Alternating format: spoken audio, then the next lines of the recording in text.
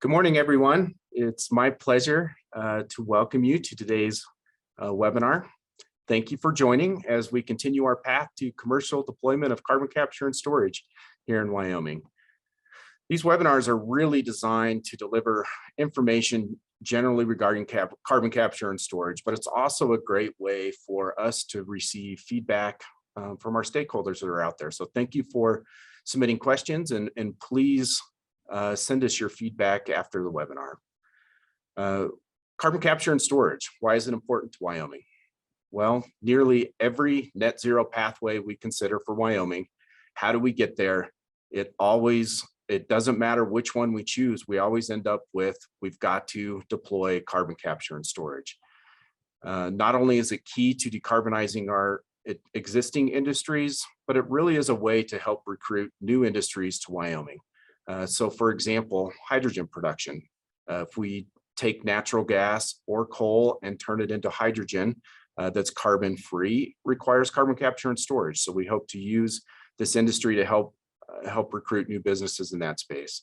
Or perhaps maybe it's carbon offsetting technologies like direct air capture that we hope to recruit to Wyoming.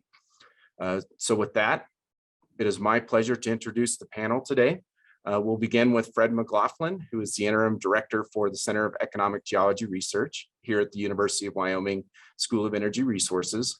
Then we'll flip to Lily Barkau, who is the Groundwater Section Manager at the Water Quality Division for the Wyoming Department of Environmental Quality. We have Kris Koski with us today, who is our Director for Professional Land Management Program here at UW-SER, but he's also counsel at Long, Reimer, and Winger. And then we have Tyler Ceno, Commercial Leasing Program Manager for the Wyoming Office of State Lands and Investment. And then batting cleanup today is Kipp, who is our Senior Advisor here at the University of Wyoming School of Energy Resources. So with that, Fred, let me hand it over to you. All right, thanks, Scott. Thanks for the introduction. As Scott mentioned, I'm the Interim Director for the Center of Economic Geology Research here at the School of Energy Resources. I'm a geologist by training, and my goal today for this webinar is to briefly introduce and help set the stage for the other panelists by introducing some of the geologic opportunities of CCUS in Wyoming, and also provide some high-level examples of some of the work we've completed at UW to date. And I will be fairly brief on this, but again, I hope I helps kickstart this very interesting webinar. Slide. Next slide, please. Thank you, Christine. First, let me introduce one of the things we think about in the geologic or technical sense when we're talking about CCUS.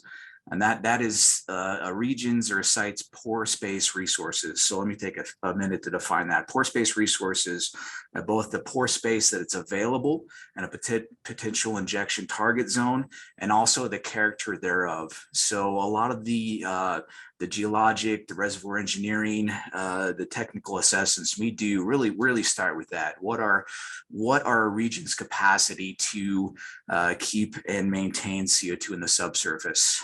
And of course, Wyoming has conventional reservoirs in every basin, and a conventional reservoir would be either a sandstone or carbonate with generally high porosity, anywhere from 8 to 20% porosity. 20% is be on the extreme side for Wyoming. Typically, we sit in the 12 to 15% porosity range for most reservoirs. So on the right there, this is a picture courtesy of the Wyoming State Geologic Survey. And you see a nice little cross section going from 8A prime, going through different basins in Wyoming, the green, the wind, and the powder, showing the distribution of sedimentary structures or sedimentary formations across these basins. And of course, these are what we're studying when we're doing pore resource assessments. And we do start, of course, with those conventional resources.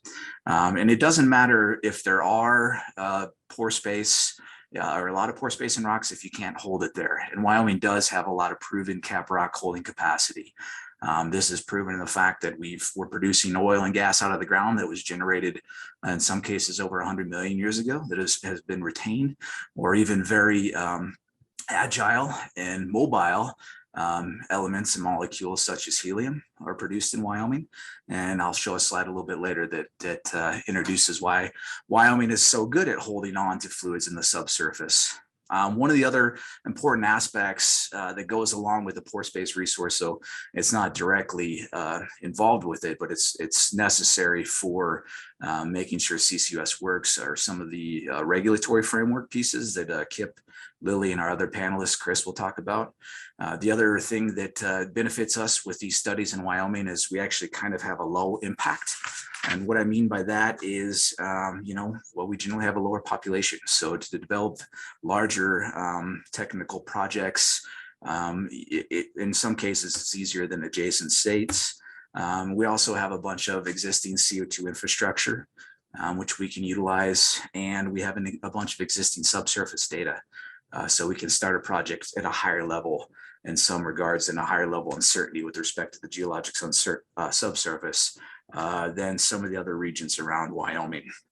And last but not least, and I'll touch on this again, this is kind of a theme point of some of the talk today, is optimizing Wyoming's pore space. It's one of the focal areas of our group for a while.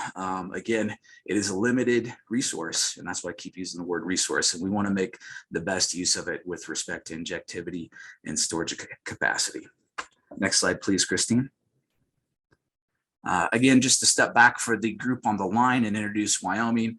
When we started researching CCUS over a decade ago, we started along the CO2 sources and transportation corridor. So this is a map depicting some of those, both sources and pipelines. You can see this captures the Green Core pipeline in yellow and potential proposed pipelines, as well as different power plants, power stations, and industrial facilities that emit CO2 from a point source, anthropogenic CO2. With respect to the research at UW, we started on both ends of the pipeline to try to capture the ability to develop CCUS projects, again, along that transportation corridor. But the point sources along there were both very promising. So in the Northeast, we have a project at Dry Fork Station in the Powder River Basin. And in the Southwest Wyoming, we've done a lot of work around the Jim Bridger plant at Rock Springs Uplift. And we've done work all over the state as well, but those are the two pieces I'll introduce today, just for people on the webinar. Next slide, please. And again, to walk us through where we are today, again, I kind of mentioned this a second ago. There are more than 5 active CCUS projects that UW and the School of Energy Resources have put forth.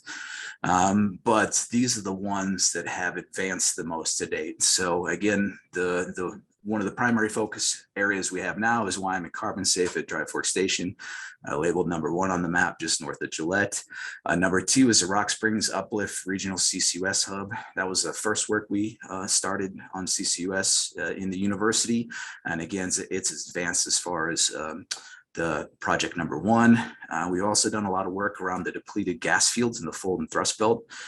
These have massive storage capacity, and they're right on transportation corridors for gas going out of state. So maybe developing a lower carbon impact natural gas resource in Wyoming could utilize a CCUS project in some of these sites. We've also moved into, as Scott mentioned, some CCUS auxiliary projects. So there's Project Blue Bison, which is a DOE grant led by Tallgrass Energies, focused on assessing blue hydrogen in the southern Powder River Basin, which would also necessitate a CCUS component. And last but not least, we're in the Plains CO2 Reduction Partnership, which is taking a broader look at the region in general for optimizing and advancing CCUS commercialization. Next slide, please, Christine. So I'm going to highlight, again, as mentioned, part of the Dry Fork Station, just introduce some of the pore resources and geology there, and then the Rock Springs Uplift project. So I'll start with Dry Fork Station, which we call Wyoming Carbon Safe. So it's located at Basin Electric Power Company, or Cooperative's Dry Fork Station. Apologize for the acronym there, which is about a 385 megawatt capacity coal-fired power plant. You'll notice the cartoon schematic on the right that depicts the plant itself in 2 wells. I'll get to that in a minute. It's adjacent to the Wyoming Integrated Test Center. That's a research facility that's dedicated to carbon capture and utilization. It's the location and will be location, the first 2 wells drilled specifically for CCUS in Wyoming. There's one there currently. We're going to spud the next one, which is UW-PRB number 2 within the next 10 days. So we'll have some holiday wells. We can share updates on that with anybody on the panelist or the webinar that's interested. It's also the location of the first fully functional environmental setup for CCUS in Wyoming. So where we have soil sensors, groundwater monitoring networks, and passive seismic sensors. So we're very excited about this site. One thing I'd like to point out with respect to Wyoming's geology that you can see on the right there is this site has what we call stack storage. So those yellow layers there are the potential injection zones. And you can see there's numerous, there's 3 identified, there's several above that, but we're focusing on those bottom 3. And then the brown layers above that are actually proven shales, mudstones, seals. They help retain any fluids put into the ground.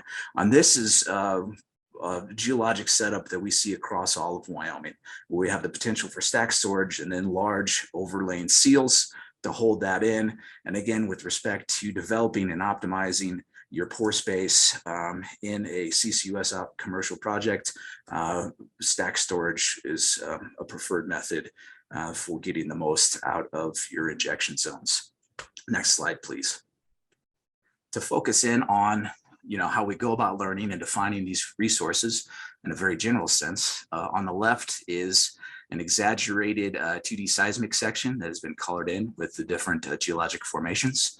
It incorporates where we've placed our first well. If you remember from the previous cartoon, we have 2 wells.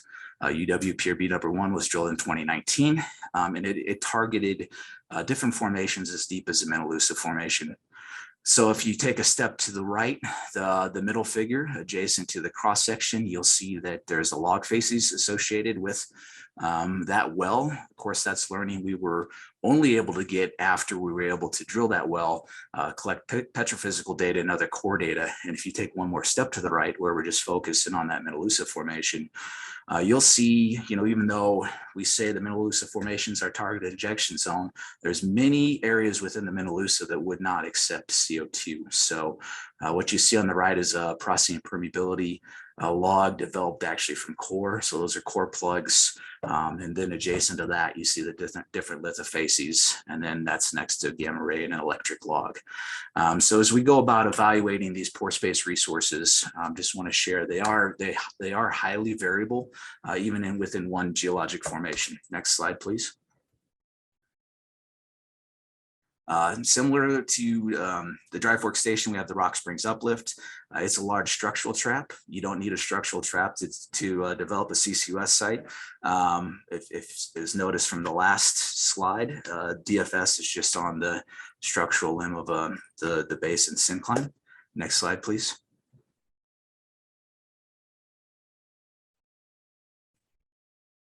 Thanks, Christine. And similarly, we have a lot of lessons learned from that neck of the woods. I'm going to speed up here so we can stay on target. One of the major reservoirs I'd like to put out that we prefer out there is the Nugget Sandstone. There's also deeper formations in the Weber and Madison that are also very good targets. Next slide, please. And one of the things I wanted to share with the group here today was that there's a lot of pore resource variance across Wyoming based on the geology. So this is a table generated by a DOE tool called CO2 Screen, where it estimates storage volumes per area. In this case, millions of tons per mile squared. And these totals here are P10, P50, P90. Of course, that's a variance, that's a statistical variance. But you can see that the geologic formations of the Rock Springs uplift are much more robust with respect to storage capacity than those in the northern Powder River Basin. Both commercial, but the Rock Springs uplift just has thicker, more porous pore resources. Next slide. Last thing I'd like to introduce two more things there, Scott, and I'll pass the baton. What Wyoming's currently trying to do with UW is to optimize those pore space. So these are 2 simulations we've run on a Rock Springs uplift sandstone called the Entrada. It's only about 40 foot thick. The one on the left just had an injection well. The one on the right had an injection and a pressure release well by brine production. And you can see the one on the right ended up injecting about a third more CO2 than the one on the left. Last but not least, Christine, next slide. We'd like to share at the university and make the pitch that based on the projects we have here, we have built out templates and methods that help CCUS commercialization advance from the environmental, subsurface, technical standpoint and engineering, but also the regulatory piece. And we'll be sharing those methods in our reports and papers with the community at large as we finalize these projects. And Scott, to try to keep on track, that's my last slide for this talk. Thank you very much. All right, thank you, Fred. And I would encourage anybody out there in the web that's listening to this to, if you have questions related to the geology or the potential geology of storage in Wyoming, please reach out to Fred. So Lily, let's hand the mic over to you. Great, thank you, Scott. So my name is Lily Barkau, and I'm the groundwater section manager in the water quality division of the Wyoming Department of Environmental Quality. My section oversees the underground injection control program, federal facilities for the CERCLA cleanup and groundwater pollution control, as well as special projects related to the protection of groundwater quality in Wyoming. Next slide, please. So here's an overview of what we're going to cover today. Some of the items in more detail than others. So what's the underground injection control program? What does primacy mean? And then the carbon sequestration project process, specifically permitting of the Class 6 well.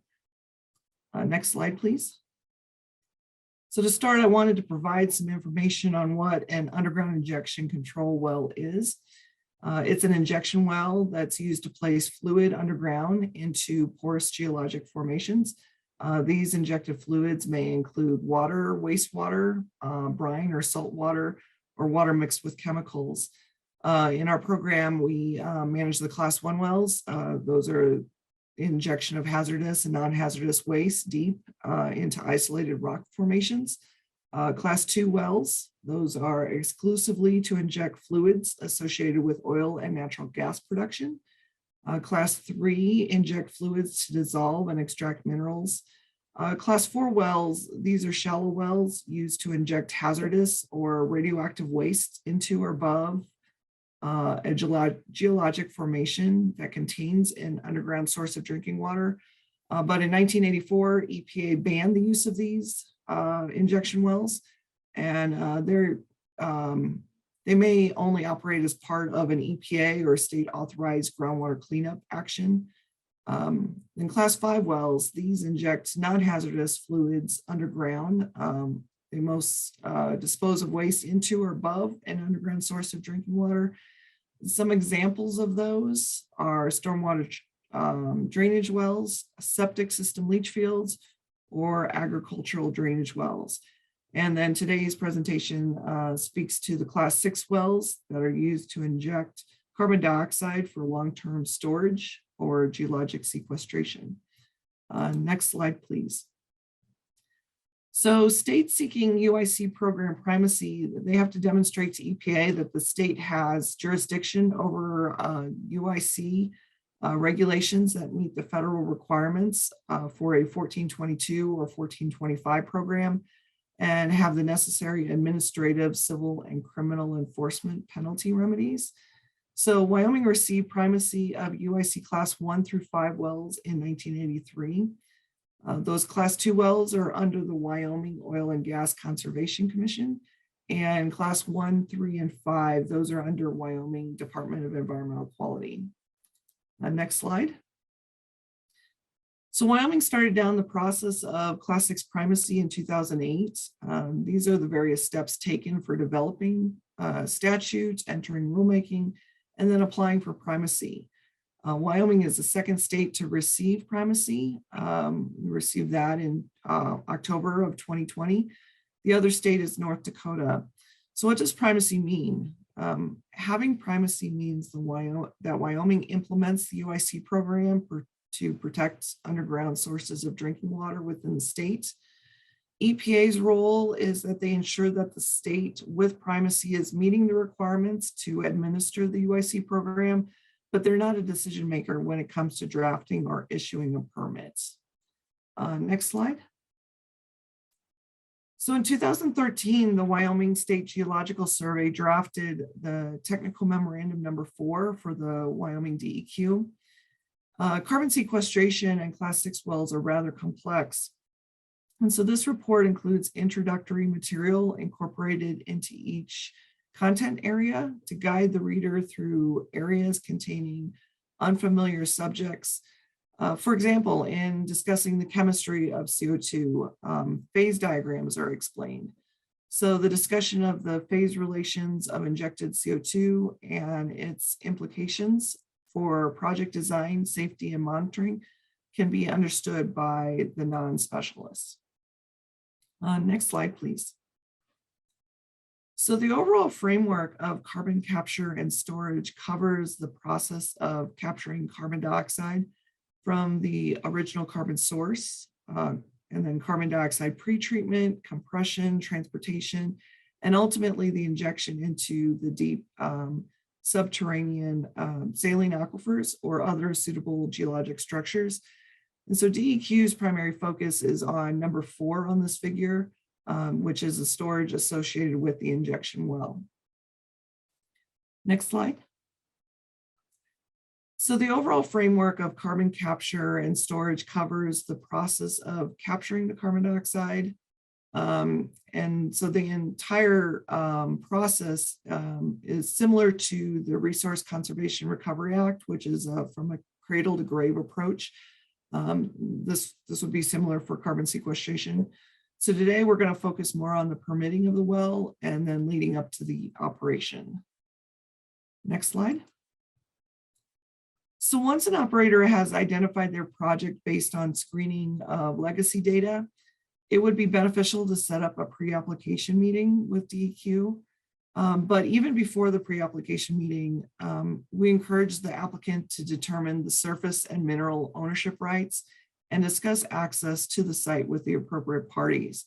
And we'll look into why this is important to address early in the process later in this presentation. Next slide, please. So the pre-application meeting will assist in discussing the location, the data needed for the Class 6 application, other permits required by the DEQ, and contacts with other agencies to address state statutes and regulations. So be prepared to discuss the scope of the project, the location, property ownership, whether mineral estates are present, site characterization identified to date, and the anticipated timeframe to submit that Class 6 permit application. Next slide. So if more site-specific information is needed to develop the Class 6 permit application, the operator may need to drill a stratigraphic well. And this well is permitted through the Oil and Gas Conservation Commission. So application would need to go to OGCC. DEQ recommends that information collected during the drilling of the stratigraphic well consists of information to satisfy the geologic site characterization data required for the Class 6 application. So it should be noted that the stratigraphic test or core hole cannot be converted to a monitoring well or a Class 1 or 6 well without a permit being issued by DEQ. But if the applicant feels that the data required for the site characterization is sufficient based on the legacy data or other information they've collected from the area of interest, a stratigraphic well may not even be needed, because further site-specific geologic information is going to be collected during the Class 6 well construction activities. And so they could possibly move on to the Class 6 application without the stratigraphic well. Next slide, please. So once the operator has completed an evaluation of site characterization data, the identified access and pore space requirements, they may proceed with the permit application. Access and pore space agreements don't have to be in place prior to the application being submitted, but a permit is not issued until those agreements are finalized. So the Class 6 application is split into two parts. There's Form 1A, which is general information, and Form 1B, which is technical information. So the general information is going to consist of your facility name, your address, existing permits, facility description, mineral and surface ownerships, access agreements, and the permit application fee. So as mentioned earlier, for the pre-application meeting, early discussions with landowners is strongly recommended, not just for site access, but also to discuss mineral estates. So you may need to have early discussions with the Office of State Lands and Investments, Wyoming Oil and Gas Conservation Commission, and Bureau of Land Management, if it's a federal mineral. That's encouraged prior to submitting the application, but it doesn't have to occur. So DEQ will submit a copy of the Class 6 permit application to the applicable agencies for us to receive concurrence that potential damage to mineral estates is not probable. Oh, sorry, next slide. And the next slide. So unitization. So if this is applicable, this is under the Wyoming Oil and Gas Conservation Commission authority. So early discussions with OGCC is recommended, possibly as early as a pre-application meeting that occurs with DEQ. So application for unitization and hearing should occur concurrent to the DEQ permit application process. And I'd like to note that if unitization is required, it has to be completed and issued prior to the Class 6 permit being issued. Next slide, please. So Form 1B, as mentioned, is our technical information, and this is going to include your information for site characterization, your area of review, cost estimates for financial responsibility, injection well construction, pre-operational testing, and a number of other documents. Next slide. As part of the Class 6 application, there are 5 required plans. The area of review and corrective action plan, as well as the emergency and remedial response plan. These are going to be your most complex plans to develop. The testing and monitoring plan, that can be used as part of the greenhouse gas reporting subpart RR, but those discussions should occur with the EPA on specific requirements that they'll need for that program. Next slide, please. So no new aquifer exemptions or re-permitted well classes other than Class 2 enhanced oil recovery are allowed. The Class 2 aquifer exemptions, they may get an aerial expansion, and those are approved by EPA, similar to general aquifer exemptions. An injection depth waiver can also be applied for. That's a waiver of the requirement to inject below the lowest most USDW. That injection depth waiver, it's not part of the permit application, and it requires a separate report and public notice requirement. So it's advised to start this process as early as possible if a waiver is needed, because we'll need concurrence from EPA for that depth waiver. Next slide, please. So once we receive the application, we conduct a completeness review, and it also includes the technical review. So we have 60 days to do this, and any deficiencies are submitted to the operator through a comment letter. Resubmittal of the information to address deficiencies restarts our 60-day review period. So depending on the condition of the permits and responsiveness of the operator to DEQ's comments, the timeline from receipt of application to complete the review and drafting the permit to go to public notice could be between 90 days to 1 year. Next slide, please. So this is a brief overview of the first phase of issuance of the Class 6 permit, which could be considered equivalent to a permit to construct. Financial assurance required at this point would be the well plugging abandonment and estimated cost estimate for all other phases. more information on financial assurance regarding items for inclusion into the cost estimate, and approved instruments are available in Water Quality Rules, Chapter 24, Section 26. Next slide, please. So at this point, the operator moves forward with construction of the well. They'll also collect the site-specific information to supplement already available information. And that information will be used to reevaluate and finalize previously submitted reports, such as the area of review and corrective action, testing and monitoring, emergency and remedial response plans. Next slide, please. So based on newly collected data, a permit modification is needed or may be needed. That's the modification, but modifications to the well construction, those are considered minor modifications and they're not subject to public notice requirements. But revisions to any of the 5 required plans, those do require the permit modification. So you would complete the portions of Form 1A and 1B that require the modifications, and only those portions of the permit being modified are open to public notice requirements. So not the entire permit would be open to that again. Next slide, please. So permit issuance, we again go out for a 60-day public comment period. Financial assurance for all phases is submitted and approved. Changes to liability insurance is submitted and approved. And since the unitization order was already issued during the permit to construct phase, we don't need to wait for that again. However, if there's modifications that are needed, those will need to be addressed through the OGCC. And so then this permit, if all of those are in place, that's going to allow us to operate. Next slide, please.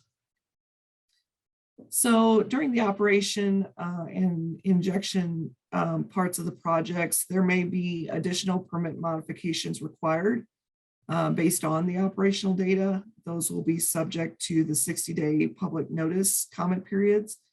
And again, only the portions of the permit requiring modifications are subject to the public notice requirements. Next slide. So during operations, a fee will be collected from injections to fund long-term stewardship of the site after site closure. So we're currently drafting Chapter 29, which will be in regards to a special revenue account. And we will be entering rulemaking in early 2022 regarding this. Next slide. So I'm not going to go into too much detail with post-injection site care and closure, but wanted to make note that these items are the final steps in closing out the project. So requirements for post-injection site care and closure are available in Water Quality Rules, Chapter 24, Section 24. Next slide. And just real briefly, DEQ has a Class 6 website for more information. It contains the application forms and a sign-up link to our listserv to stay updated on information regarding the Class 6 program. And I'll turn it back over to you, Scott. All right, Lily, thank you so much. And as always, you always are just a wealth of information. So I'm sure there'll be lots of questions for Lily. We do have time at the end. We'll have at least 20 minutes to ask and answer questions from our folks at DEQ. So with that, let me hand it over to you, Mr. Koski. Thanks, Scott, and thanks, Lily and Fred. Very great. As Scott mentioned, I'm the Professional Land Management Director here at the University of Wyoming School of Energy Resources. I'm also a lecturer in the program and a practicing attorney here in the state of Wyoming. I really appreciate the opportunity today to speak on these topics. Over the last several years here with SER and also with Professor Tara Rigetti, who's the oil and gas professor at the law school, we spent a significant time researching some of these legal issues in pore space development, particularly on the land side of things. I do apologize that given our time constraints, I don't really have a lot of time to get into too much depth in any of the legal issues, but certainly, you know, there's the information on the slides, and also I'd say that the other presenters are much more interesting. With that, can we go to the first slide? Lily has already did a great job explaining this. When we're talking about carbon capture and storage, and not using carbon for enhanced oil recovery or those types of things, we're talking Class 6 permitting through the UIC program. As Lily stated, Wyoming and North Dakota are the only two states that currently have primacy in the United States. Why this is a big advantage for the state of Wyoming and also the state of North Dakota is it's likely that the process for permitting a Class 6 well is going to be much speedier in the states of Wyoming and North Dakota, rather than if you're in the other states that would fall under EPA jurisdiction. And why that's important for a developer now is a big incentive to these projects, and Kipp's going to really get into this later, is what's called the 45Q tax credit. And that tax credit incentivizes the injection of carbon, but there are deadlines for the establishment of facilities to qualify for those tax credits under current rules and legislation. Right now, Wyoming seems to be a great spot for carbon capture and storage. One interesting question that does arise on permitting jurisdiction is this question, well, carbon capture and storage is generally going to take a lot of land. When you inject carbon in the ground, the carbon plume expands, and you might have quite a large area that's involved in a project. And so you can imagine that you might run into instances where, let's say, you have a project in the northern Powder River Basin, for example, and your carbon plume might extend into Montana, or maybe you have ideas to put injection wells in Montana. There isn't really a lot of guidance out there for what happens on these transboundary projects, but there is a CFR rule that would say that, look, if the state has primacy, the state can regulate, and if not, EPA is going to regulate. So what that would likely mean, if you have a transboundary project, that you'd need to get both state approvals here in Wyoming and EPA approvals for the transboundary state that might be part of the project. Next slide, please. Lily did a fantastic job talking about this. I'll give a brief overview of the various agencies in Wyoming that a project developer is going to work with on a Class 6 CO2 storage project. Obviously, Lily with DEQ would be the first person you'd want to talk to. She's going to have a lot more better information than I can give you. She obviously would be working with DEQ, and DEQ is responsible for the issuance of the Class 6 permit.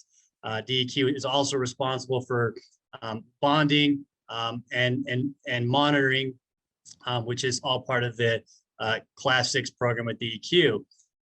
There's also a role of the Wyoming Oil and Gas Conservation Commission, as Lily has told everyone. And once again, I'd say that I would defer to the folks at the state agencies rather than what I'm going to tell you.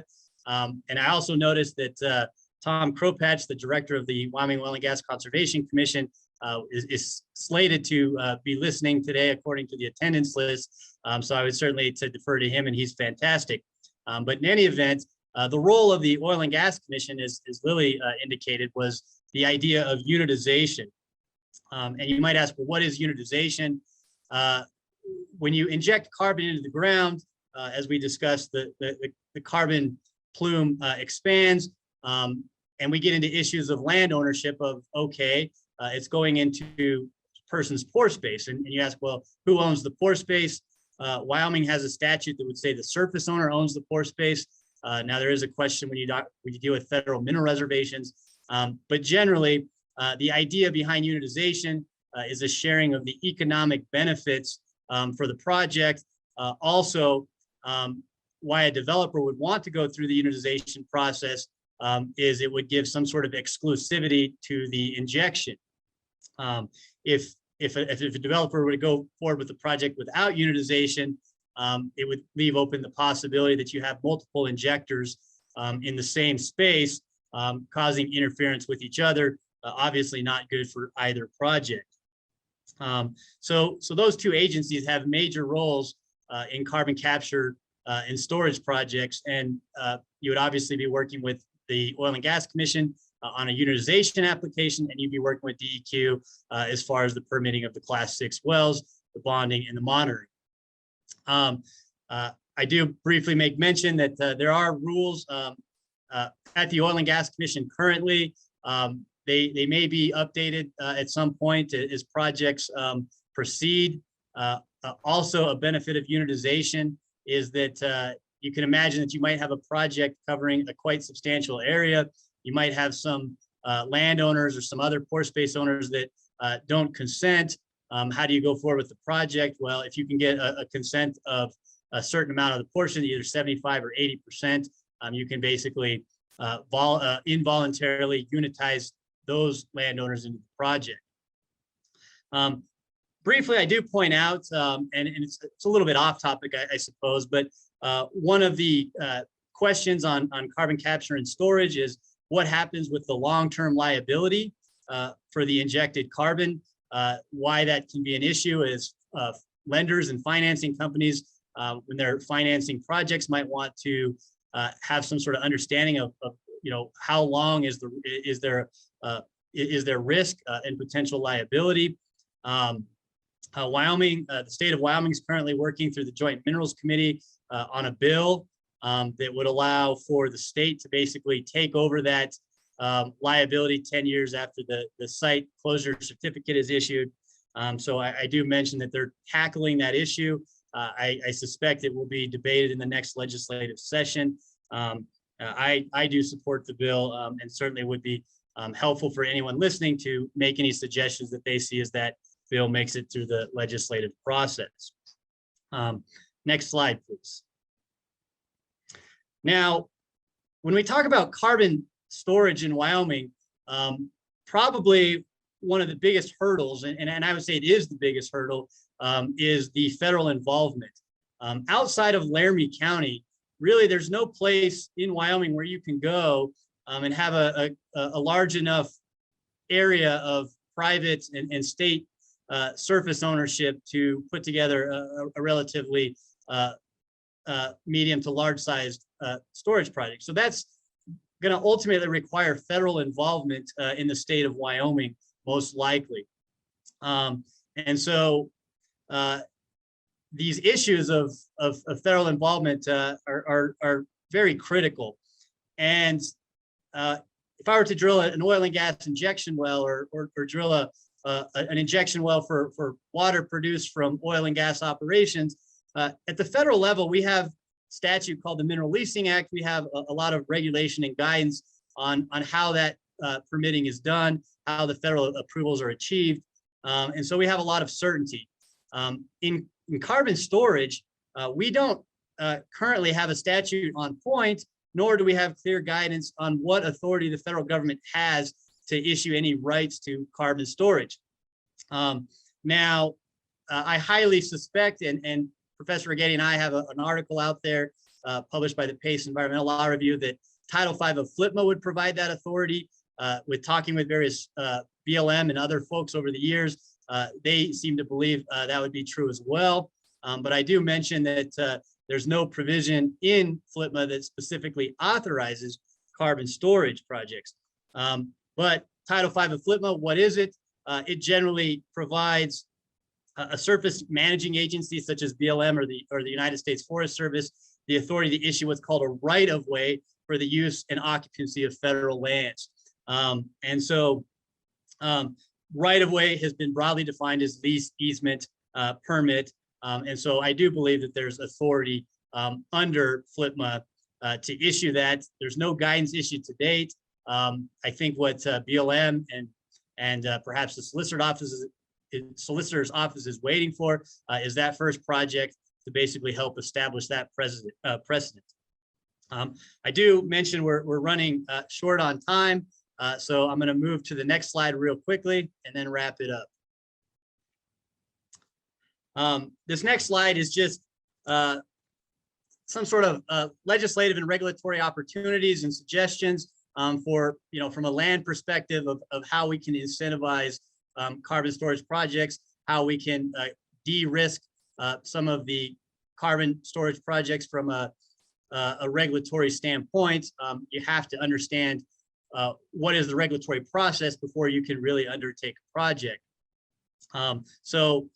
Here's some recommendations.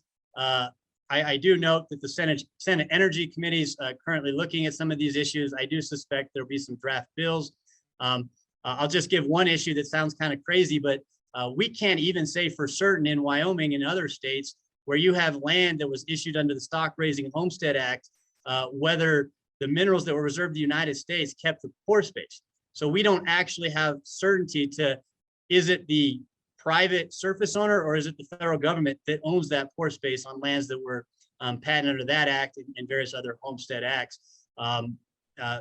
Different legal people have beliefs differently. I particularly believe that pore space was not reserved to the federal government under those acts, but I do believe for certainty we need either judicial or legislative clarification. So because of our shortness of time and mostly because everyone else is much more interesting than me, I will hand it off to our next presenters and thank everyone for the opportunity to speak. Thank you, Kris. Really appreciate it. So Tyler, let's flip to you. All right. Well, I'm not so sure that I'm more interesting than Kris, but I appreciate that. My name is Tyler Ceno. I'm with the Wyoming Office of State Lands and Investments, and I'm the commercial leasing manager. We manage about 4 million surface acres of state trust land. And from our understanding, we do own that pore space. So we own a lot of pore space throughout Wyoming. And that would make us kind of a prime target if you're looking to put a well in Wyoming. I'll take the next slide, please. So there's a few steps if you're interested in leasing state land. Obviously, the first step would be identify the state land that you want to lease from us. We have a great tool on our website, the Land and Lease Map Viewer. Everything you see there in blue is state-owned land, and that means that we own the pore space beneath it as well. And if you have identified a piece of land that you're interested in leasing but aren't sure if the project would be feasible on that, we do offer permits for monitoring wells. But we ultimately suggest that you get in touch with us as soon as you identify something to kind of work out timelines and whatnot.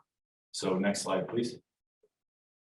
The next step would be to tell us the permanence of your CO2, whether it's going to be temporary or if it's going to be stored there forever. Because this will kind of dictate how we lease that pore space to you. So if it's permanent, we will require you to obtain the rights to that pore space either through a purchase, a lease, or an easement. However, if it's temporary, we won't require you to get that pore space leased from us. You'll just have to lease the surface. After you do that, you'll submit an application to us and negotiate that lease. And we're pretty flexible. I mean, we can negotiate leases on a lease by lease basis. Just know that it probably takes 6+ months to get through that and all the way to the board. It just kind of depends on how well prepared the application is and how unique your lease is going to be. Next slide, please. And then the final step is pretty simple. Once you have your DEQ permit, you can start injecting on our land once you've secured a lease. However, at the end of the life of the project has to be reclaimed to near original conditions. So it's a pretty simple process. Ultimately, we suggest that you get in touch with us as soon as you identify that you want to lease state lands, and we can walk you through everything you need to do. That's it for me. All right, great. Thank you, Tyler. And of course, we'll send people your way for leasing on state lands. So Kipp Coddington, let's go to you. All right, Scott, thank you very much. And I'll be pretty brief here. So we have ample time for Q&A. So I'm Kipp at the School of Energy Resources, and I'm going to talk a little bit about carbon finance for these types of projects, project finance for a carbon capture, utilization, and storage project. So Christine, next slide, please. So just briefly, just so we're all on the same page. So what is project finance? So project finance is a term of art that refers to a specific way to finance a large-scale, capital-intensive project, of which energy projects are a type of, and that would include carbon capture and storage projects. And project finance is actually, as its name indicates, it's focused on the project itself, and it is unique really in a couple different aspects. Number one, the returns for the project are really focused on cash flows and revenues of the project. So for example, the lender or lenders or the syndicate of lenders is looking to the project alone and would have a security interest in the asset of the project, but those payments on that debt would come from the project itself. And another unique aspect of project finance is generally the debt, for example, is held off balance sheet, and that's a risk mitigation tool that generally attracts capital to these projects of this type and help to de-risk them. So when we're talking about project finance, and for the rest of my little conversation here now, that's the context in which I'm going to be presenting information. So for project finance, for a carbon capture and storage project, generally in Wyoming or elsewhere, they really all revolve around the Section 45Q tax credit, of which I'm certain most of you know. And the Section 45Q tax credit is a federal tax incentive that's been on the books for many, many years and has been amended several times. And in its current form, it provides a tax credit of $35 a metric ton of CO2 that is used, for example, in CO2 enhanced oil recovery, and up to $50 million a metric ton for CO2 that is in geologic storage. And that credit is really almost critically important to finance projects of this type. Indeed, I think it's fair to say that for many of these projects, the primary revenue source is going to be this federal tax incentive. And for 45Q, it's not only is it beneficial in terms of the finances of it, but it's also interesting and helpful for financing a project because it can be transferred. Generally, the eligible taxpayer under 45Q is the owner of the carbon capture equipment, but under recent amendments to 45Q, that eligible taxpayer can elect to have the credit transferred to the party that is engaged in geologic storage activities. And that ability to transfer the credit is also really helpful in order to help the economics of the project and also help to de-risk it. There are pending amendments to 45Q that are before Congress. It's in the so-called Build Back Better Act. That's the budget reconciliation package that's currently pending before Congress, that's already passed the House. It's pending before the Senate, where its fate remains uncertain. Last Saturday, the Senate Finance Committee did release its version of the tax piece of the Build Back Better bill, and you can see the pending changes to 45Q in there. A couple changes, potential amendments of note, are that 45Q would become eligible for direct pay, which is significant, and because generally the way a tax credit works, you have to have a tax liability, and then the credit is used to offset that liability. With a direct pay mechanism, you would be eligible for the tax incentive even if you do not have tax liability. So if you were a utility that was a co-op, for example, you would be directly eligible for 45Q under a direct pay mechanism. Another significant pending amendment to 45Q is an increase in the values. So the credit value of $50 a ton for saline storage would go to $85 a ton for saline storage, subject to some conditions, including the use of union labor and paying labor type wage rates. But again, the status of that bill in the Senate is unclear, and at the moment it looks like it might be dying a slow death. But we'll all have to watch the status of the Build Back Better Act in the Senate to see if in fact we get these changes to 45Q. Also, I'm not going to be talking about today the additional monies that were provided to carbon capture and storage projects as part of the recently enacted bipartisan infrastructure bill. That bill, of course, provides billions of dollars for projects of these type. For example, in that recently enacted bill, and again, the bill provides 5 years of appropriations for the current fiscal year, and then the next 4 fiscal years thereafter. There's nearly $1 billion for large-scale CCUS projects, and there's $2.5 billion for CCUS demonstration projects. Those dollars will be allocated through a competitive grant process and other processes at DOE that will be rolled out in the months ahead. And so if we could go to the next slide, Christine, this is my last slide.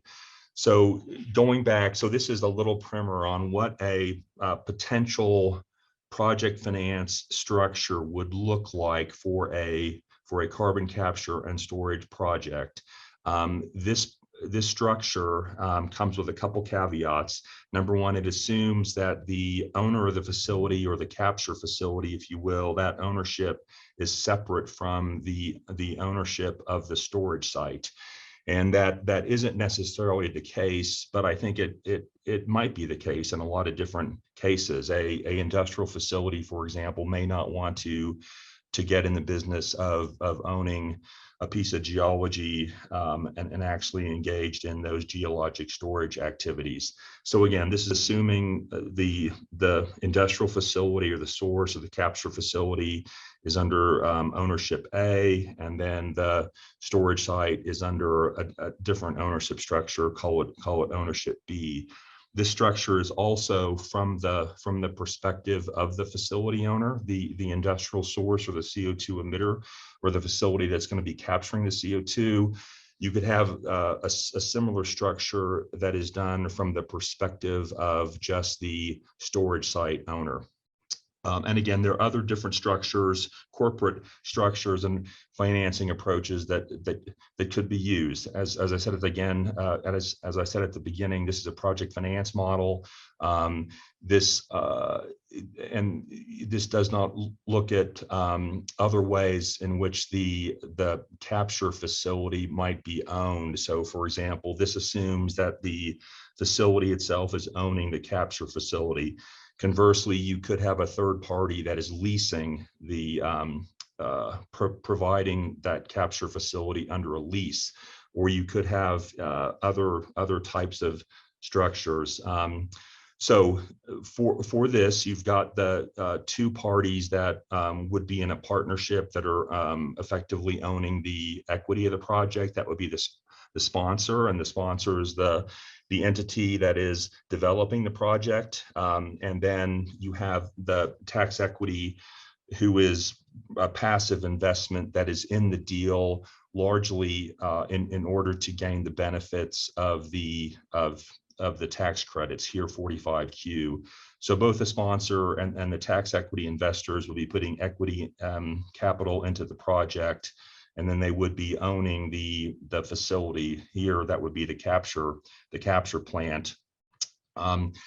The next group of parties in the project finance would be here what I'm calling the environmental attribute buyers, and those would be, for example, individuals that might want to buy carbon offsets from a carbon capture and storage project, and those individuals would be also providing cash into the project company, and in return they would be provided with voluntary carbon offsets. There's different types of environmental attributes that presumably could be monetized in a project of this type, but at minimum we think that carbon credits, although that's not a legally precise term, is probably one category of them. In our carbon safe project, in our Wyoming carbon safe project up in Gillette, we've got carbon offsets built into the economic model that was prepared by Ben Cook in the College of Business. I just want to quickly go back to tax equity for a moment. So again, under 45Q, the Internal Revenue Service has issued really detailed regulations and other guidance documents regarding the way in which that tax equity is allowed to participate in a transaction. And I would refer you to that guidance and regulations. One thing that is really interesting about tax equity and makes it different from other energy project types is the IRS has said that 50% of the capital commitment by tax equity can be held back and not put into the deal initially, and that's called pay-go. And that also allows the equity investors to de-risk their participation, so they're not putting all their money in upfront and hoping to get these credits back over the 12-year crediting period of 45Q. They can evaluate how the project is performing over time and make investments along the way.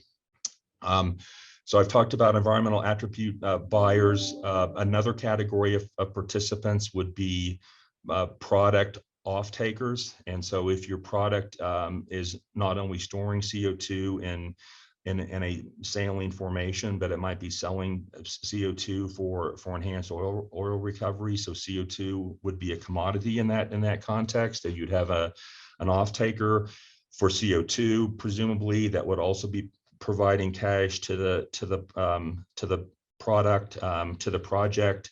And you could have any other types of products that would be coming out of this facility, everything from power to hydrogen to anything else. And so you're going to have a series of offtake contracts for products that are produced by the project, and those will also be providing cash. And then we get to the storage site owner. So again, under this model, the storage site owner is under separate ownership. There, presumably the facility would be paying a tipping fee of some kind to the storage site owner in an amount to be negotiated. Again, under 45Q, that credit can be transferred from the owner of the capture facility to the storage site owner. And that ability of 45Q to be transferred between those two parties also makes the economics of storage quite interesting. And so if 45Q is transferred to the owner of the storage site, for example, then presumably whatever fees the owner of the storage site might otherwise charge could be reduced. So the investment model for the project can take into account how that 45Q can transfer between those two entities. And that should really be quite interesting. As Kris indicated, there are some other additional considerations for the storage site owner that will bear on project economics, and certainly for this piece of it, one is acquisition of pore space. And then also, as Kris mentioned, and also with regard to the pending bill in Wyoming, there is this issue of long-term stewardship. Then moving around the clock here, you will typically have a lender. Actually, you will have a lender, and that lender or lenders or a syndicate of lenders will provide a construction loan. And then when the project is operating, there will be project debt. And again, that lender is looking to the assets of the facility itself. And they will be running just like the tax equity investors and other investors in the project will be doing really sophisticated investment type modeling to ensure that they are paid back based upon these various cash flows and revenue flows within the project itself. And so I think with that, I will pause. And Scott, I think this concludes my accelerated overview of Project Finance 101 for carbon capture and storage projects. Thank you very much. Thank you, Kipp. And I always learn so much every time you give a talk for us. I really appreciate it. So that leaves us with 27 minutes for questions. So if you're out there, please use the question and answer chat box if you'd like to pose a question. We do have some pre-submitted questions that we will be answering. But panelists, I'll just ship them to you. And if you would take the question, please turn your video on and answer. So Lily, let's start with you. The first question is, what are the P&A requirements for any existing wells that penetrate the CO2 injection reservoir? Probably a complicated question, but perhaps you could provide some guidance on where to look. Sure. So most of those are going to be wells associated with oil and gas Conservation Commission, so class 2 wells. So they'd have to meet the plugging and abandonment requirements of the class 2 program. If they're on a federal land, they'll also have to meet plugging and abandonment requirements of BLM. But the overall plans, since they'll be associated with the area of review and corrective action plans that are submitted as part of the application, the proposal of how they're already plugged and abandoned, or if they need to be re-entered and replugged, those particular proposals would be included, and we would review those to determine if they're going to be protective when they move forward through the application process, protective of USDWs. So it's more of a proposal process, but procedures outlined through Oil and Gas Commission would probably be the appropriate ones to look at. All right, thank you, Lily. So the next question, I think, probably goes to Kris and Kipp. So I'll let you decide who wants to take it. But it reads, does the state have a statute that specifies basis for determining percent ownership of a unit? I'll take that. Does the state have a statute that determines, read that again, percent ownership of a unit? Yes. No, the state does not have a statute. There are pore space unitization statutes that vest the authority for pore space unitization in the Oil and Gas Conservation Commission. Now, the commission is given discretion under those statutes in what's in allocating the economic benefit.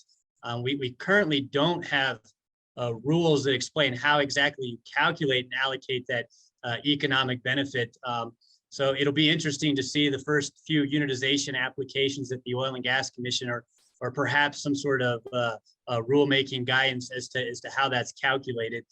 In the oil and gas world, unless there's information otherwise, we typically calculate unitization ownership based on a surface acreage basis, meaning if the unit, let's say, is 100 acres and you have 5 acres in the unit, under our oil and gas unitization statutes, generally you would be given 5% of the economic benefit, however that's calculated. So good question, and hopefully that answers it.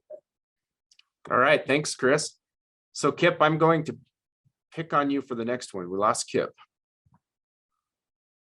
So if we can get Kipp back, I've got a question for him. But Fred, next question for you. Will stored CO2 be in a gaseous or liquid form at the typical storage depths and pressures? That's a very good question. So it will be in what's called a supercritical phase. So it's got the density of a liquid, and it has some properties of gas still. So it will have a much higher density, which means it'll be a lot more compacted. It'll act as a fluid. So. All right, great. Thanks, Fred. There's Kipp back too. So we do have Kipp back. Kipp, we're going to toss you a question. Got it. Thanks. Yeah, I had a little technical difficulty there, but I think I got it. So how will present and future mineral rights below a CO2 storage reservoir be handled? Specifically around liability.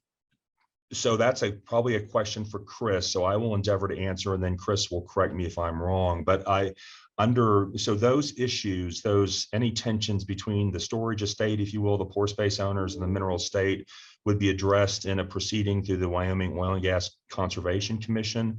And Wyoming law makes clear that the mineral estate is dominant, and so that, I think, would be sorted. And again, as to who's responsible for the stored CO2, as Kris indicated, Wyoming law currently says that the injector is responsible. So Kris, why don't you jump in there and correct anything I misstated there? Well, I don't have to correct much, Kipp. You did a fantastic job, in my opinion. I will say, as Kipp mentions, the mineral estate is dominant.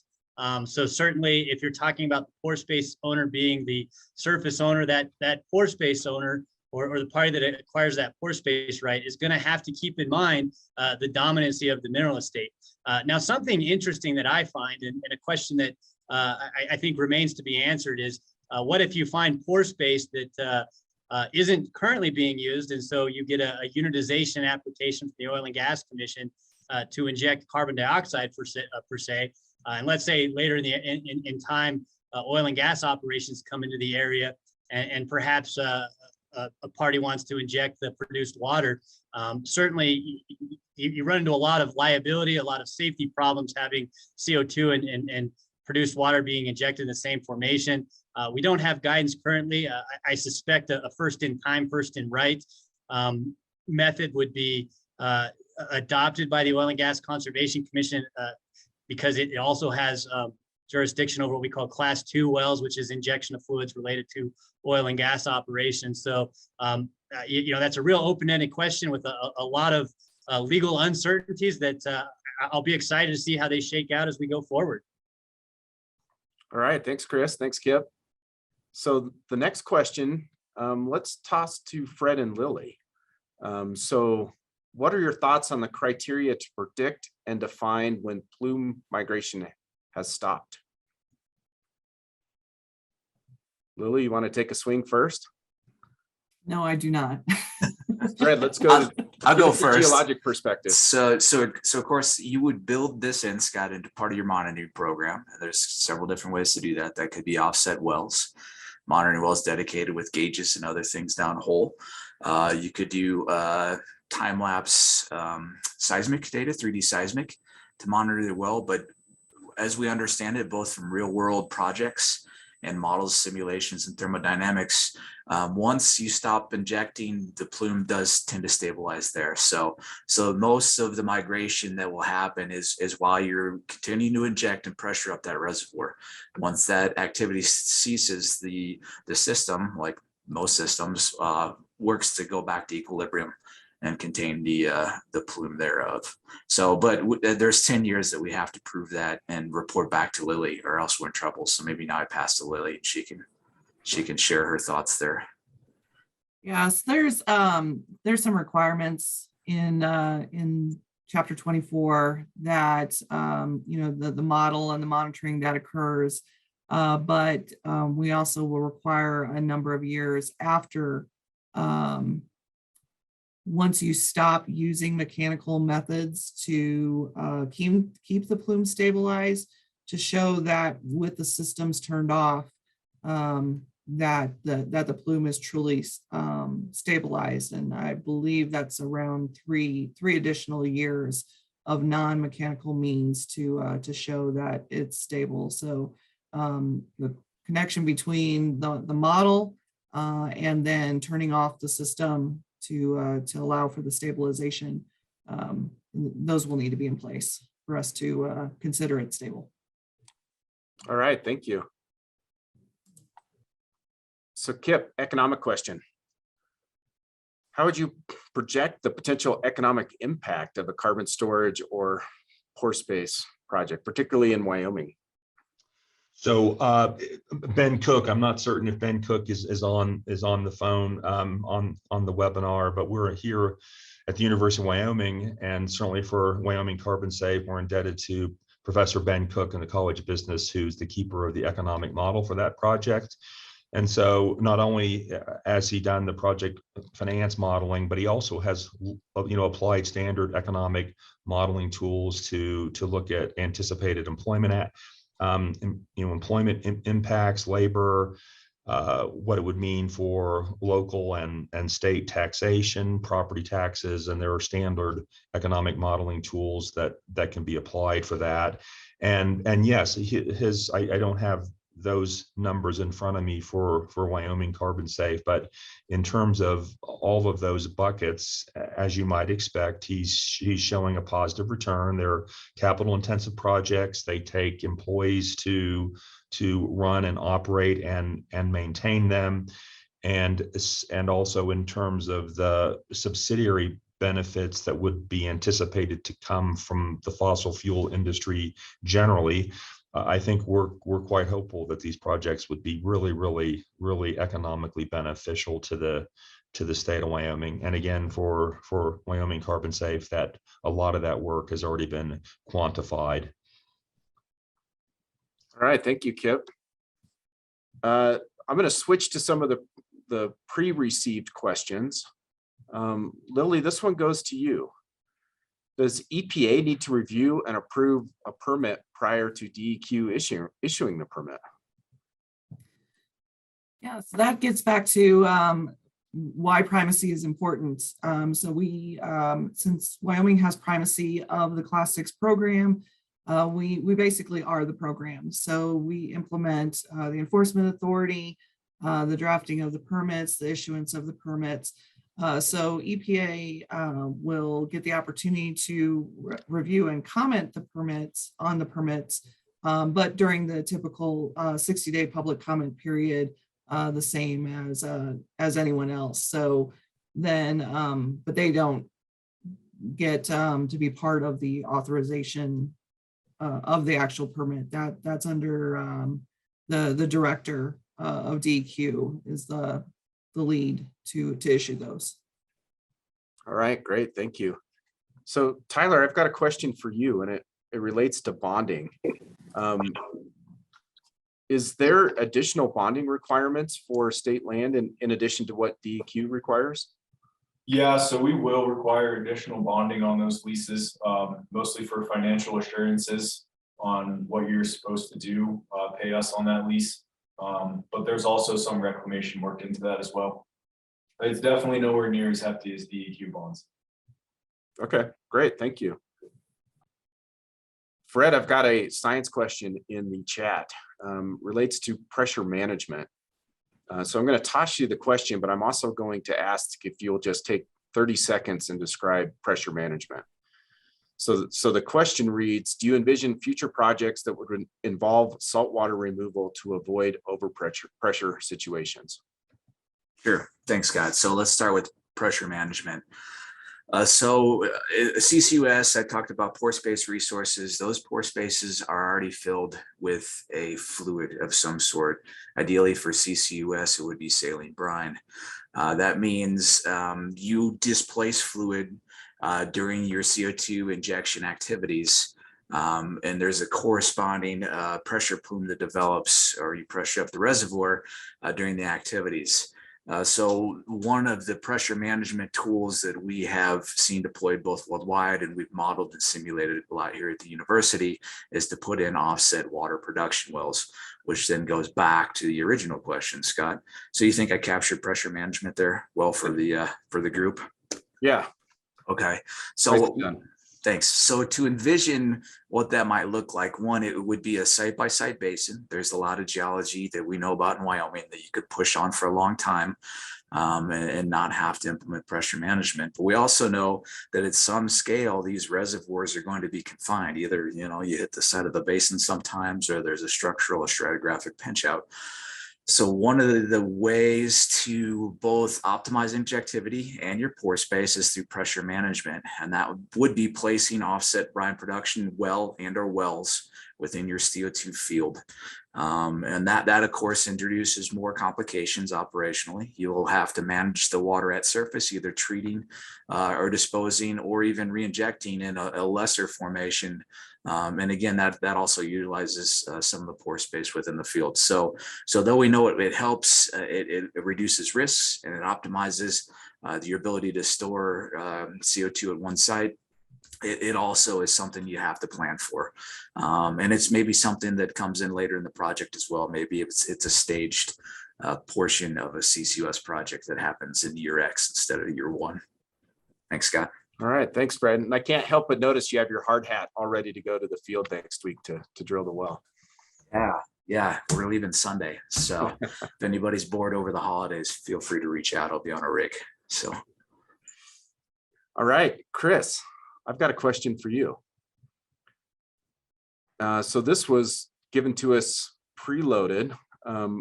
Can a project developer avoid a federal agency involvement and potential NEPA analysis by locating all of the facilities and injection wells on a private surface, even if the CO2 plume ultimately extends underneath the federal surface? So I think mineral trespass, and involvement of federal agencies.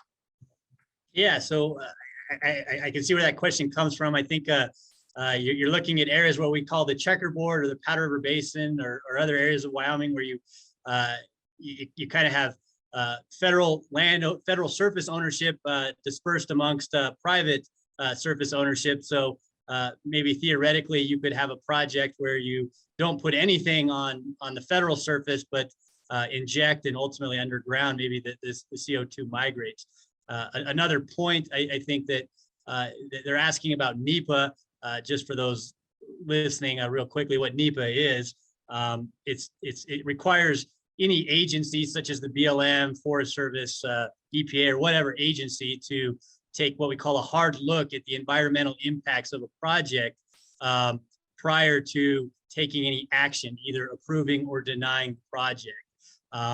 And so for those that are in the space, NEPA analysis is very important because it can be very lengthy and it can be the difference between a project happening or not happening. So the question is, if you were to just inject onto private surface and you're not asking for any agency approvals, then technically it seems that NEPA wouldn't be triggered because there's no agency action to approve you don't need an easement or lease or permit from the BLM to do something on private land. But obviously you got the issue of potential trespass that would be concerning from a legal standpoint. But I think probably from a practical standpoint, you'd probably be more concerned with if you didn't get the federal approvals and you're using the federal pore space, where you haven't actually obtained that property right, you haven't acquired any sort of exclusivity right to that pore space, and you've obviously then given another party the potential right to acquire that pore space. And so if you don't have the exclusivity, you certainly couldn't de-risk a project, and I can't see a project going forward without really acquiring that federal right. So I think the answer is maybe you could. From a practical standpoint, it seems highly unlikely that you would go down that path. Thank you. All right, thank you, Kris. So Kipp, question for you, our senior advisor. There's already a lot of federal and state support for CCUS. What additional public policy measures, either state or federal, would advance deployment of CCUS in Wyoming? So that's a great question. And I would say as I indicated or tried to indicate in my little chat about 45Q, the importance of federal incentives for these projects cannot be overstated. And so where CCS and these large scale projects are on the deployment timeframe is they're like many comparable technologies and projects that are in the early stage of deployment, and that they typically need some amount of subsidy and support. So clearly what Congress has enacted in the bipartisan infrastructure bill, those that once in a generation spend is going to be vitally important for these projects. A sustained commitment to tax incentives such as 45Q, and if at least some of the pending amendments to them to include potentially increasing the storage amount from $50 to $85, that would be wonderful. As Kris has indicated, some clarity on federal policy on doing these projects on or under federal land would be really, really important. And again, Kris and Professor Terraghetti have really done a lot of leading work on that. And so 48% of the surface in the state of Wyoming is owned by the federal government. And so it would be helpful if the federal government would clarify, how to do a project that entangles those federal interests.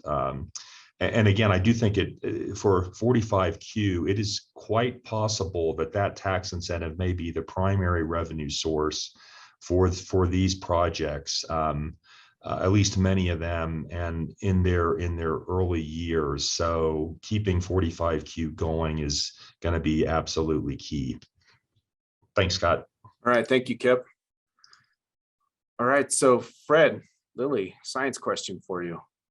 has to go with geochemical reactions in the reservoir. Lily kind of pointed us to that great publication that the Wyoming Geologic Survey has out there. But Fred, what are the potential geologic reaction or geochemical reactions we'll see in the reservoir? Of course, CO2, as you put it into water, acidifies. So what are you going to see in the reservoir? And yeah, talk basically to that. That's a good question. There's actually one of the focal points of geology over the last 10 years in geochemistry, specifically for CCUS, has looked at the impact of introducing CO2 into a reservoir system that was previously confined. So there's, of course, it's not a punt here, but all geology is different. But we do see acidification or reactions associated with that.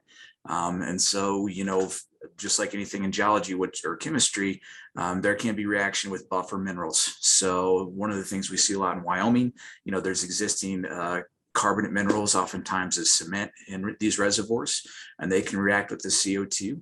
And what ends up happening generally when those reservoirs is you actually increase your porosity and permeability.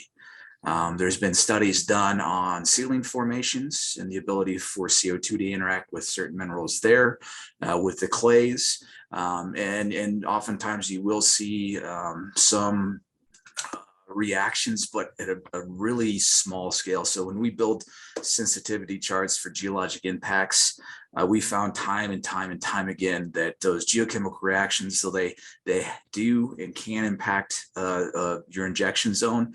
The impacts tend to be very minimal. And then again, there's so much rock relative to CO2 and fluid that everything kind of re-equilibrates after injection stops. And Scott, I should hand to you, actually. You've done a lot of work on the topic in the last 10 years to see if there's anything you should add there. Well, that's the great part of being a moderator. I never have to be on the hot seat. But Fred, I'm going to just ask you to continue along that question a little bit. Will you talk about the release of metals? I know we release have of is cations. So CO2 and this is rate dependent. Can react with certain minerals in the subsurface. Maybe you have a sandstone that's not pure quartz. Maybe there's some feldspar, potassium feldspar. Maybe you finds a way to react with some of your clays and some of your sealing units. There can be minor mobilization, and I say minor relative to the overall dissolved brine, which is usually sodium chloride. You can mobilize some metals. Dr. John Kazuba here at the University of Wyoming has several publications on it. And I do admit to being not as up on those publications, Scott, but again, very small, typically in the less than 10 ppm impact to water chemistry of dissolution of metallic cations in a CO2 injection zone. Yeah, great, Fred. And I would just also add to when you see CO2 percolating up into those confining layers, just the fact that you're going to a less pressurized system of CO2 tends to make calcium or carbonate minerals precipitate.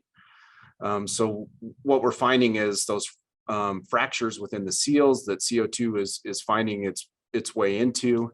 As soon as it gets into those lower CO2 environments, they do heal those fractures and precipitate. So that's the interesting thing about CO2 and carbonate minerals. Fred, I'm going to put you back on the hot seat. So the question is, they've heard a lot about Wyoming Carbon Safe. They've heard a lot about what's happening at the Rock Springs Uplift for a regional carbon storage hub. But what other areas in the state hold potential for carbon storage? That's a great question. So we would argue almost the entire we've done a lot of work around it. So we could publish on this, and we have. And so is the Wyoming Geologic Survey. Very good work done there. A good portion of the Powder River Basin has a lot of storage potential, as does a good portion of the Greater Green River Basin. Of course, both those are homes of the two previous projects you looked at. We've done some work on the Denver-Julesburg Basin around Cheyenne, and there's certainly holding capacity there. And then both the Wind and the Bighorn Basin have CO2 storage potential. Now, you know, it varies based on structure and proximity to the basin margin and stuff, Scott, but Wyoming's in play all across all of its basins. So we've been able to show that from directed studies.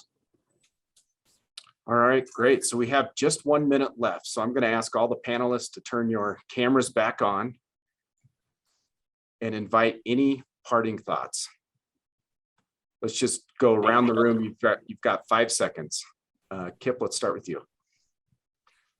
So I would just like to thank the Wyoming federal delegation and all the bipartisan support generally that carbon capture and storage is receiving on Capitol Hill, because these projects need financial assistance and Congress in a bipartisan way continues to provide it. So I'm thankful for that. Lily, you're next on the screen.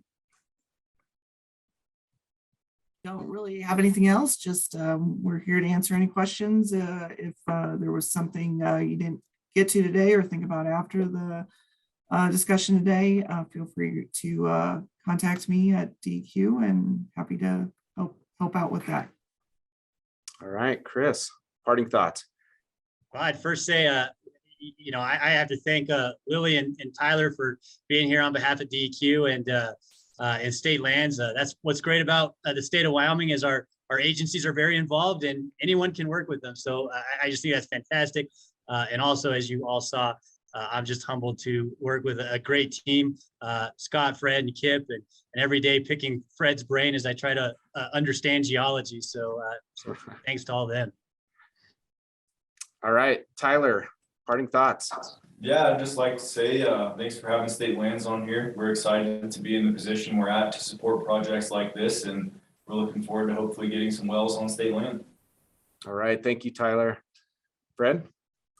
Well, we're part of the state government, but we're here to help with CCUS. So, All right, yeah, great. thanks. And thank you to all of you today. I really appreciate your thoughts, insights, and your time to dial on and participate in the webinar. So with that, let's adjourn and sign off. Thank you, everyone.